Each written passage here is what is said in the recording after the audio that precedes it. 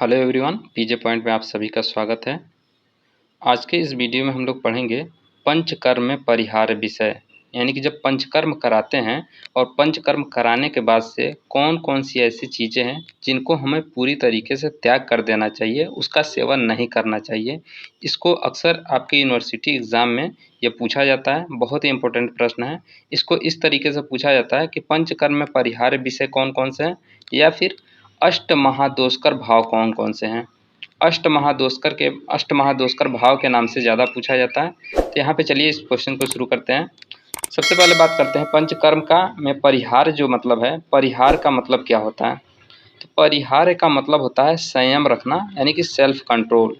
यानी कि आपने पंचकर्म करा लिया है तो आपको किन चीज़ों का कंट्रोल करना चाहिए, वो चीज़ नहीं करना चाहिए, उसी के बारे में यहाँ बताया गया। तो परिहार का मतलब हो गया संयम रखना या फिर सेल्फ कंट्रोल। इसके साथ ही साथ आपको अहितकर आहार विहार का पूरी तरीके से त्याग कर देना चाहिए। जो हमारे शरीर के लिए हितकर नहीं है उसको पूरी तरीके से त्याग कर देना चाहिए। तो इसको अष्ट महादोषकर भाव के नाम से क्वेश्चन पूछा जाता है। तो पहले इनको जान लेते हैं, ये 8 कौन सी चीज़ें हैं जिनको पूरी तरीके से त्याग करना चाहिए। तो इसमें 8 चीज़ों में बताया गया है। ऊंचे स्वर में भाषण करना या बोलना, जिसको उच्च भाष्यम कहा गया है, यानी कि ऊंचे स्वर में नहीं बोलना चाहिए, ऊंचे स्वर में बात नहीं करना चाहिए। ठीक है, यानी कि पंचकर्म आपका हो गया है तो उसके बाद से आपको ऊंचे स्वर में नहीं बोलना है। उसके बाद से है रथ क्षोभ, यानी कि आपको रथ की यात्रा, पहले ज़माने में क्या होता था, रथ होता था तो उस पर लोग यात्रा करते थे। इस समय आप क्या कर सकते हैं, आपके पास जो मोटरसाइकिल हो गया, कार हो गया, इसमें या फिर ट्रेन हो गया, इसमें यात्रा नहीं करना है। इसको ब्रज बताया गया है, यानी कि इसको नहीं करना है। परिहार है, यानी कि ये भी अष्ट महादोषकर भाव के अंतर्गत आता है। दूसरा, तीसरा है अति चक्रमण। अति चक्रमण, अति चक्रमण का मतलब क्या हो गया, आपको बहुत ज़्यादा चलना नहीं है, पैदल बहुत ज़्यादा नहीं चलना है। चौथा है अत्यासन, यानी कि एक ही जगह पे बैठे नहीं रहना, ज़्यादा समय एक जगह पे नहीं बैठना है। पांचवा है अजीर्ण। अजीर्ण का मतलब क्या हो गया, अजीर्ण हो गया यानी कि भोजन जो पचा नहीं है। तो अजीर्ण का मतलब हो गया जो भोजन नहीं पचा हो, उसमें पचा नहीं है, उसके बाद आप फिर से खाना खा रहे हैं, तो अजीर्ण वाले कंडीशन हो गया। उसके बाद से अहितकर भोजन, अहितकर भोजन नहीं करना चाहिए। दिवा स्वप्न, यानी कि दिन में सोना नहीं चाहिए। और मैथुन, मैथुन नहीं करना चाहिए। 8 ऐसे चीज़ें हैं जिनको पूरी तरीके से परित्याग कर देना चाहिए। कौन कौन से हैं, उच्च भाष्यम, उसके बाद से रथ क्षोभ, अति चक्रमण, अत्यासन, अजीर्ण, अहितकर भोजन, दिवा स्वप्न और मैथुन। ठीक है, अब इनका पूरा डिटेल एक एक करके पूरा डिटेल बात करते हैं। जैसे आप अगर तेज आवाज़ में बोलते हैं तो कौन सी व्यापत होगी, व्यापत का मतलब कौन सा दोष उत्पन्न होगा, कौन सी व्याधि उत्पन्न हो जाएगी। तो खास करके अगर बहुत तेज आवाज़ में बोलते हैं तो वहाँ पे व्यापत में अगर बात करें तो ऊर्ध्व भाग में पीड़ा होगा, हमारे शरीर का जो ऊर्ध्व भाग है वहाँ पे पीड़ा होगा। ठीक है, ऊर्ध्व भाग का मतलब क्या हो गया, आपका कान प्रदेश हो गया या सिर वाला हिस्सा हो गया, कान सिर हो गया, तालू हो गया, मुख हो गया, इन सब में क्या होगी, दिक्कत होगी, पीड़ा आएगा। रथ क्षोभ के वजह से क्या व्यापत आएगा, सर्व देह में पीड़ा, पूरे शरीर में पीड़ा होगा। उसके बाद से बहुत ज़्यादा आप चल फिर रहे हैं, अति चक्रमण वाला है, बहुत ज़्यादा चलते हैं तो उससे क्या होगा, अधोभाग में पीड़ा, शरीर के निचले हिस्से में दर्द होगा। अत्यासन, एक ही जगह पे अगर बैठे रह रहे हैं, लंबे समय तक एक ही जगह पे बैठे रह रहे हैं तो उसके वजह से क्या होगा, मध्य भाग में पीड़ा होगा। और अजीर्ण के वजह से जो होगा व्यापत, वह आम दोष हो जाएगा। अब बहुत अहित भोजन कर रहे हैं तो उसमें दोषज विकार हो जाते हैं। दिन में अगर सो रहे हैं ज़्यादा तो श्लेष्मज विकार होता है। और मैथुन करने की वजह से क्षयज व्याधि हो जाता है। तो यह आपका व्यापत हो गया। अब इसमें एक एक का पूरा डिटेल बात करते हैं। जैसे उच्च भाष्यम का मतलब क्या हो गया, अगर संशोधन के पश्चात परिहार काल में ऊंचे स्वर में नहीं बोलना चाहिए, लेकिन अगर बोल रहे हैं तो उससे वजह से क्या क्या दिक्कतें आएंगी। अधिक समय तक अगर बोल रहे हैं तो उससे आपके सिर संताप होगा, शंख कर्ण में तोद हो जाएगा। उसके बाद से स्रोतोपरोध, यानी कि सुनने में बाधा आएगी। मुख तालु कंठ में शोष हो जाएगा, यानी कि सूखने लगेगा। मुख तालु कंठ कैसा होगा, सूखने लगेगा। उसके बाद से तिमिर रोग हो जाएगा, तृष्णा, ज्वर, तमक श्वास, हनुग्रह, मान्यास्तंभ, निष्ठीवन, उरहशूल, पार्श्वशूल, स्वरभेद, हिक्का श्वास आदि रोग उत्पन्न हो जाएंगे। यानी कि इतनी चीज़ें बताया गया। अगर तेज बोलने की वजह से ये दिक्कतें आएगी। कब आएगी, अगर पंचकर्म आपका हो चुका है उसके बाद से अगर आप बहुत तेज आवाज़ में बोल रहे हैं तो ये दिक्कत आएगा।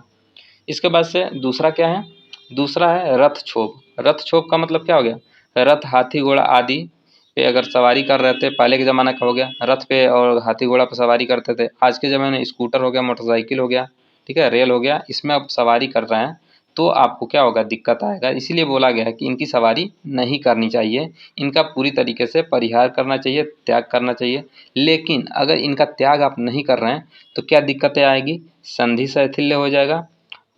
उसके बाद से हनुनासा, कर्ण आदि में शूल होगा, कुची क्षोभ, आटोप, आंत्रकूजन, आद्यमान, हृदयावरोध, इंद्रियावरोध, स्फीक, पार्श्व वंचड़, कीट, पृष्ठ में वेदना होगा, संधि ग्रीवा स्कंद में दौर्बल्य, शरीर में विभिन्न अवयवों में अभिताप होगा और पाँव में शून्यता। ये सब कंडीशन देखने को मिलेगा। यानी कि बहुत सारी दिक्कतें, आप उसमें कुछ याद रखना, जैसे क्या है, हृदयावरोध हो जाएगा।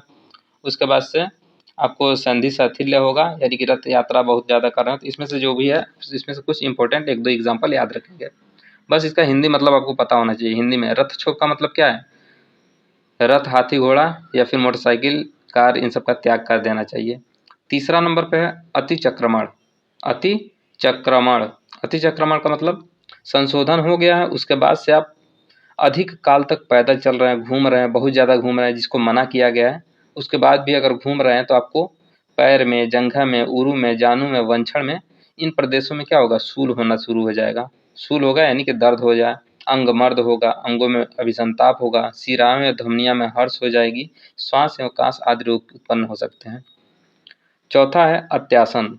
अत्यासन का मतलब एक ही जगह पे बैठे रहना। आपका संशोधन हो गया है, उसके बाद से आप एक ही आसन पर लगातार बैठे रह रहे हैं तो क्या होगा, इसके वजह से आपको पृष्ठ में, वंक्षण में, वृषण आदि में, पृष्ठ भाग में क्या होगा, वेदना होगा। अभी मैंने वहाँ पे बताया, व्यापक में बताया था ना कि क्या होगा, जो उच्च भाषा अगर तेज बोल रहे हैं तो उससे ऊर्ध्व भाग में पीड़ा होता है, रथ क्षोभ से सर्वदेह में पीड़ा होता है, उसके बाद से बहुत ज़्यादा पैदल चल रहे हैं तो अधोभाग में पीड़ा हो गया, और एक ही जगह पे बैठे रह रहे हैं तो क्या हो जाएगा, मध्य भाग। तो मध्य भाग वाला हिस्सा क्या हो गया, पृष्ठ हो गया, वंक्षण हो गया, वृषण, ये सब इनमें क्या बोलते हैं, पीड़ा या वेदना उत्पन्न हो जाएगा। उसके बाद से अजीर्ण अध्यसन, अजीर्ण हो गया या फिर अध्यसन हो रहा है तो उसमें क्या हो गया, अजीर्ण हो गया।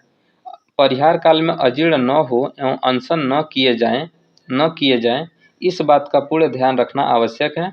इसका पालन न करने से मुख शोष, अध्यमान, उदरशूल, उदरतोद, तृष्णा, देह शैथिल्य, छर्दी, अतिसार, मूर्छा, ज्वर, प्रवाहिका, आम विष आदि अनेक रोग उत्पन्न होने की संभावना होती है।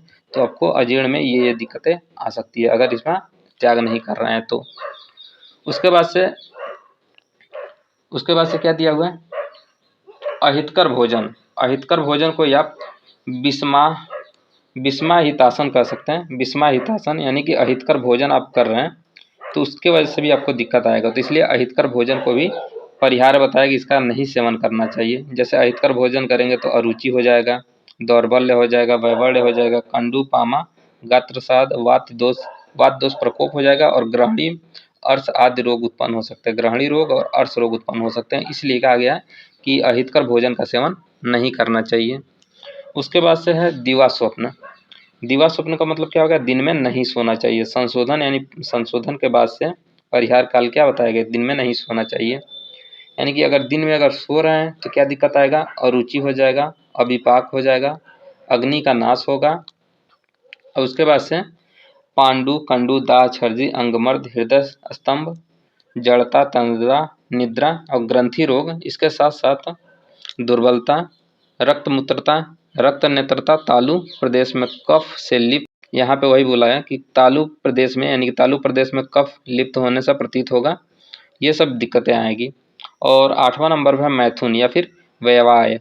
व्यवाय यानी कि मैथुन करने से, यानी कि संशोधन के पश्चात मैथुन का पूरी तरीके से त्याग करना चाहिए। फिर भी अगर मैथुन कर रहे हैं तो उसके वजह से उरुसाद, सिर, वस्ती, गुदा प्रदेश, मुतेंद्रीय, वंशण, उरु, जानू, इन सब जगहों पे, इसके साथ हृदय में, नेत्र में, ये सब जगहों पे क्या होगा, पीड़ा उत्पन्न होगा। और सर्व रोग, यानी सर्व रोग यहाँ पे बोला गया है, कटी, दौर्बल्य, बहुत सारे इसमें एग्जाम्पल दिए हुए हैं, इसमें से बस इंपॉर्टेंट चीज़ें याद रखना है, ठीक है, कि अगर मैथुन कर रहे हैं तो उसके वजह से वे दिक्कतें आएंगी, तो इसका भी मैथुन का पूरी तरीके से त्याग कर देना चाहिए। इसमें क्यों त्याग करना चाहिए, इसका मेन कारण क्या है कि जो ये अष्टमहादोषकर भाव हैं, इनको त्याग क्यों करना चाहिए? तो इसके लिए बताया गया है कि संशोधन के पश्चात देह बल कम हो जाता है, यानी कि संशोधन आप कराए हैं, यानी कि पंचकर्म स्नेहन स्वेदन बमन विरेचन रक्तमोक्षण अगर ये सब हुआ है बस्ती, तो उसके वजह से आपका देह का जो बल होता है वह कम हो जाता है तथा शरीर में किसी प्रकार का क्षोभ अथवा अपचार सहने में असमर्थ होते हैं। यानी कि जो भी चीज़ें हुई है, बल कम हो गया तो किसी बाहरी चीज़ को आप सहन नहीं कर पाएंगे ज़्यादा चीज़ें, ठीक है। और फिर भी आप मेहनत वाली काम कर रहे हैं, ज़्यादा बोल रहे हैं, ज़्यादा पैदल चल रहे हैं, ठीक है, मैथुन कर रहे हैं, दिन में सो रहे हैं, तो ये सब क्या हो गया, मेहनत वाले काम हो गए। तो इसमें आप बलपूर्वक कार्य कर रहे हैं, तो जिसकी वजह से दिक्कत आएगी। इसी कारण से उपचार के लिए बोला गया कि इन 8 भावों को पूरी तरीके से त्याग कर देना चाहिए। अगर इनका त्याग नहीं करेंगे तो आपके शरीर में क्या होगा, विकार उत्पन्न होगा, ठीक है। अब इसमें बात करते हैं कि जो विकार हुआ है तो इनकी चिकित्सा कैसे करेंगे, ठीक है। अब एक एक का चिकित्सा इसमें बताया गया कि अगर तेज बोल रहे हैं तो उसके वजह से अगर हो गया तो उसमें क्या चिकित्सा करना है, तो उसमें दिया है अभ्यंग कराएंगे, स्वेदन, उपना, धूम, नस्य, ये सब चीज़ें कराएंगे, मांस रस का सेवन कराएंगे, स्नेहपान कराएंगे और वातनाशक औषधियों का सेवन कराएंगे। उसी तरह अगर रक्त क्षोभ हो रहा है तो उसमें भी वातहर, स्नेहन, स्वेदन आदि सर्वकर्म तथा निदान परिवर्जन कराएंगे। निदान परिवर्जन का मतलब हो गया जिन चीज़ों का सेवन नहीं करना चाहिए उनको पूरी तरीके, मतलब जिन चीज़ों से व्याधि हो रही है उसको पूरी तरीके से त्याग कर देना चाहिए। अति चक्रमण की वजह से, यानी कि ज़्यादा पैदल चल रहे हैं तो उसके वजह से वात शामक स्नेहन कराना चाहिए, स्वेदन कराना चाहिए और निदान परिवर्जन इसमें भी है। एक ही जगह बैठे वजह से क्या हो गया, वातहर स्नेहन कराएंगे, स्वेदन कराएंगे और निदान परिवर्जन, यानी कि इन तीनों में एक ही जैसा दिया है। रथ क्षोभ, अति चक्रमण, अत्यासन में तीनों का एक ही जैसे कर्म कराना है, ठीक है। क्या कराना है, वात शामक औषधि स्नेहन देना है, उसके बाद से स्वेदन कराना है और निदान परिवर्जन कराना है। अजीर्ण में क्या कराना है, अजीर्ण में है रुच्छ, स्वेदन एवं लंघनीय पाचनी, दीपनी पाचनी औषधियों का सेवन कराना। सिंपल से याद रखिए, अजीर्ण में दीपनी पाचनी औषधियों का सेवन कराना है। अहितकर भोजन में वातादि दोष अनुसार दोष शामक उपाय करेंगे, यानी कि इसमें दोष के अनुसार देखेंगे कौन सा दोष है, किस दोष की वृद्धि हुई है, तो उस दोष को कम करने वाली औषधियों का उपयोग करेंगे। दिन में सोने की वजह से अगर उत्पन्न हुआ है दोष, तो उसके वजह से धूमपान, लंघन, बमन, शिरोविरेचन, व्यायाम, इस तरह की औषधियों का इसमें सेवन करना है। इन तरह का आहार विहार का सेवन करना है। खास करके इसमें कफ शामक औषधियों का सेवन कराना है।